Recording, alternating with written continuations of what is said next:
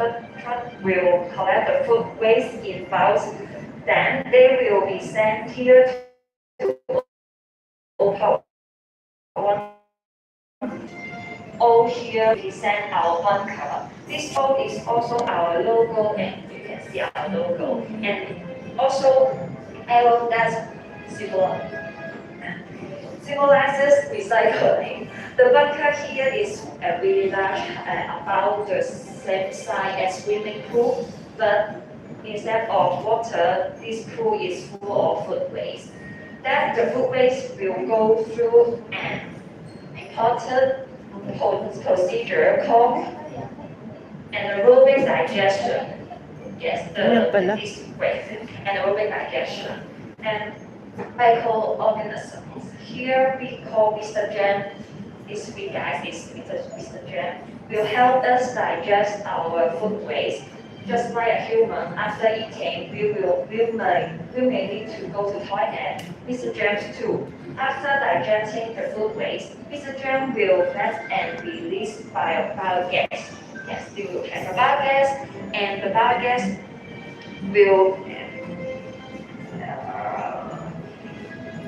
a gas similar to natural gas. We can burn it to away electricity. Mr. James will also cool those waste residue after the digestion can be turned into compost, which helps the growth of plants. And yes, and let's look that brought here. Yeah, closely. Yes, because airport. And OPA 1 operates since 2018. And those the data collected since 2018 in 2023 or 2024. We are going to have OPA 2 built in the North District. Somewhere near Salem or Shenzhen, that area, the scope of OPA 2 will be larger. The maximum processing capacity per day is 300 tons. Here in OPA 1, we have a maximum processing capacity of 200 tons per day. Since 2018, we have processed, the number is here, yes, and of food waste. From the food waste we collect, we have generated this number of electronic. Our facility are safe things, which means we seldom buy electricity from the power company. On the contrary, we will have surplus electricity that can be exported to power grids and sell it back to the power company.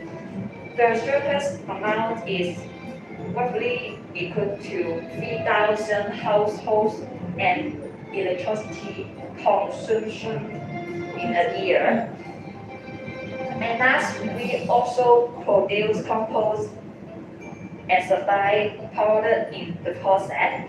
It has reached 64,000 tons out since 2018. You may notice the compost product is quite a big difference from the food waste we collected. It is because the organic matter in the food waste is already consumed by Mr. Jen. The remaining volume of the residue that can be turned into compost is therefore smaller. We will make a good use of all the things into the food waste. So those remaining parts, we can turn them into compost and benefit the plant and soil. And you can see this screen, and we will talk about how much food waste we can collect it. So where does the food waste come from? We can take a look at the screen here. What brand or logo can you guys know? This screen, please. McDonald's. Maybe yes. Our food waste mainly comes from the commercial and industrial sectors, such as restaurant, food manufacturers, and shopping mall, hotels, theme parks.